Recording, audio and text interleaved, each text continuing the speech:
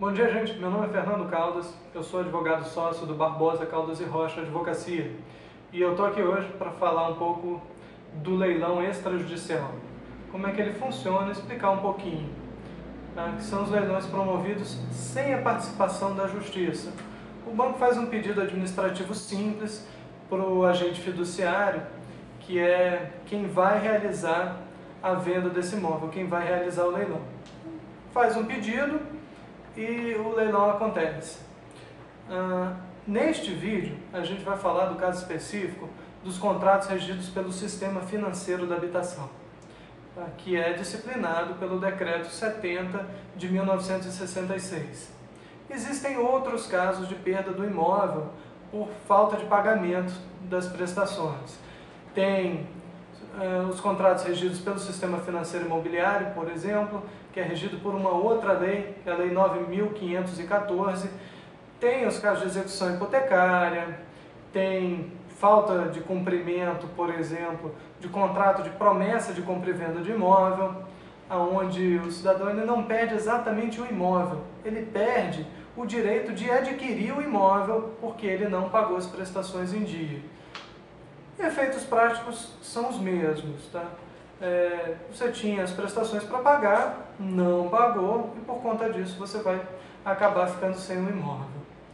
É importante que o profissional que vá atuar na área, que ele conheça as diferenças minuciosas entre esses contratos, porque isso é o que vai orientar qual vai ser o tipo de procedimento adotado pelo advogado, qual vai ser a linha de defesa. E se ele não souber direitinho a diferença entre os contratos, a chance de sucesso dele vai ser muito baixa. Então é importante ter um advogado que conheça, ter um advogado que trabalhe nessa área, ter um advogado que já esteja acostumado a trabalhar com esse tipo de contrato. O Sistema Financeiro da Habitação, que é o tipo de contrato que a gente está analisando, ele tem uma finalidade social muito clara, que é a aquisição da casa própria. Para isso, tem fomento do Estado, tem até a utilização, por exemplo, de fundo do FGTS. E então, com isso, ele consegue gerar taxas atrativas para o mercado, que é interessante. Mas essas taxas atrativas, elas são muito mais pela certeza do recebimento do banco. Como tem um imóvel que vai garantir que o banco vai receber o dinheiro que ele emprestou, então ele pode cobrar uma taxa de juros menor. E o mercado funciona assim, quanto maior a certeza de recebimento, menor os juros que ele consegue cobrar de quem está tomando o empréstimo.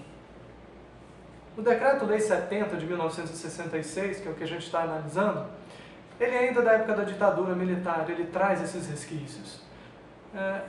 Até mesmo por isso, vê que não há uma preocupação muito grande da atuação do judiciário, muito pelo contrário, ele faz questão que isso não passe por lá. Só vai passar pelo judiciário se o devedor, no meio tentando se defender, ele procura a justiça para ver alguma coisa. Mas senão ele não passa pelo judiciário. De novo, é um requerimento feito pelo banco para quem vai promover o leilão. Não tem necessidade de ajuizamento de ação para isso não. Para quem não conhece, eu vou ler um pedaço do dispositivo, assim. Artigo 31 do Decreto 70 de 66. Vencido e não paga a dívida hipotecária, no todo ou em parte, o credor que houver preferido executá-la de acordo com este decreto-lei formalizará ao agente fiduciário a solicitação da execução da dívida, instruindo-a com os seguintes documentos. E aí fala quais são os documentos que devem instruir esse pedido de execução. Recebida a solicitação da execução da dívida, o agente fiduciário é quem vai promover o leilão. Nos 10 dias subsequentes, promoverá a notificação do devedor, por intermédio de cartório de títulos e documentos, concedendo-lhe o prazo de 20 dias para a purgação da mora. Então, o devedor que está em atraso, ele vai ter 20 dias para pagar o que está em atraso. Não precisa pagar a dívida inteira, basta pagar o que está em atraso.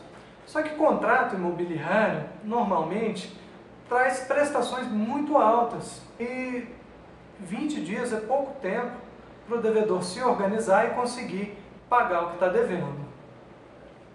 Aí vamos seguindo aqui, então tem o artigo 32. Não acudindo o devedor à purgação do débito, se ele não pagar o que está em atraso, o agente fiduciário estará de pleno direito autorizado a publicar editais e efetuar no decurso dos 15 dias imediatos o primeiro público leilão do imóvel hipotecado.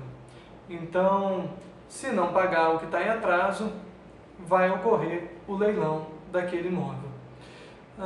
De novo, isso é muito importante, não tem atuação da justiça. Tá? Pedido simples para quem vai promover o leilão por parte do banco. Esse tipo de situação é muito grave. Tá?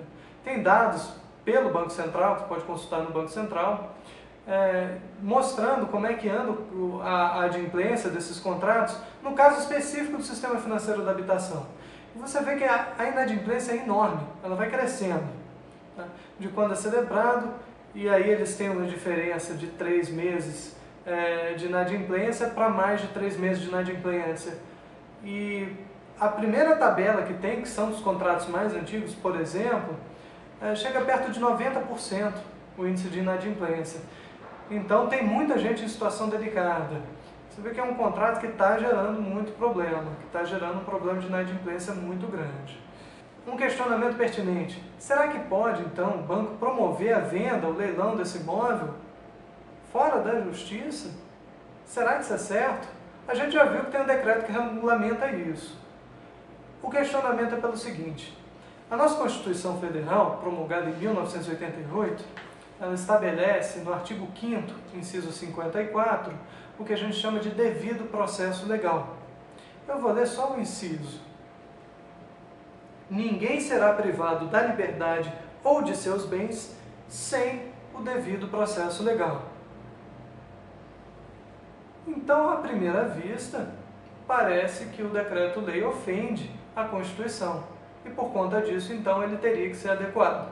Então, a gente diz que ele não teria sido recepcionado pela Constituição Federal. O problema é que esse tipo de tese não tem sido acatada pelos tribunais. O Supremo Tribunal Federal, aqui no Brasil, é o guardião da Constituição. E ele já apreciou essa questão e disse que esse procedimento era constitucional, sim, que os artigos 31 e 32 do Decreto-Lei 70 de 66 foram recepcionados pela Constituição. Então, não tem passado essa tese. Muito cuidado se há alguma promessa muito ardil, alguma coisa como se fosse certa de que o procedimento está todo errado e o banco não vai chegar em lugar nenhum com isso, porque tem previsão legal. O banco está respaldado pela lei e ele tem autorização para fazer isso, e os tribunais estão entendendo que ele tem mesmo. Essa arguição de inconstitucionalidade está sendo revista, então, pelo Supremo outra vez. Também porque a composição do Supremo mudou. Essa decisão dele de que é constitucional é muito antiga. E, recentemente, foi reconhecido o que a gente chama de repercussão geral. E o Supremo disse: olha, como tem muito contrato nessa situação, isso tem uma relevância muito grande para a sociedade, a gente vai julgar isso daqui. E vamos apreciar se pode ou não haver leilão extrajudicial. E se isso ofende o devido processo legal.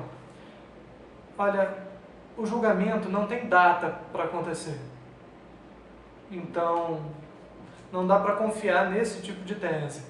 Também porque, se o Supremo reconhecer que esse procedimento é inconstitucional, o normal é que ele faça valer essa decisão dele só daquela data que ele julgou para frente, que a gente chama de modulação de efeitos.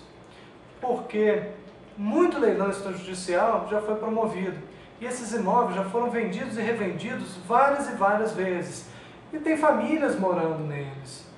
Então, a gente tem que zelar também pelo que a gente chama de segurança jurídica, porque senão vira um pandemônio, vira um caos social. A gente não sabe mais imóvel que pode comprar, que não pode, não tem certeza de mais nada. Ou seja, mesmo se for reconhecida a inconstitucionalidade, o normal é que essa decisão só valha daquele momento em diante. E todos os leilões que foram realizados antes dela, que eles sejam válidos. Então ficou alerta. Muito cuidado para não confiar demais em tese de inconstitucionalidade sobre leilão extrajudicial. Tem sido acatado pelos tribunais, tem sido promovido, e quem não faz nada tem perdido o imóvel, sim. Mais uma vez, procure o seu advogado com a maior urgência possível. Quanto antes você procurar o seu advogado, maior a chance de sucesso, maior a chance dele te defender. De preferência, antes de ocorrer leilão, porque depois que ocorre leilão, são raríssimos os casos em que se consegue reverter. Precisa de um advogado muito bom, que saiba direitinho quais são as diferenças entre os contratos e que saiba detectar quais são os vícios de procedimento do leilão extrajudicial que podem estar presentes neste teu caso. E é uma situação muito delicada. Então, corram, porque o leilão extrajudicial é sério e tem sido julgado pelo tribunal como válido. Fica então o recado. Quem tiver ainda alguma dúvida pode mandar para o e-mail do escritório com o assunto, por favor, e a gente tem se comunicado e tem respondido.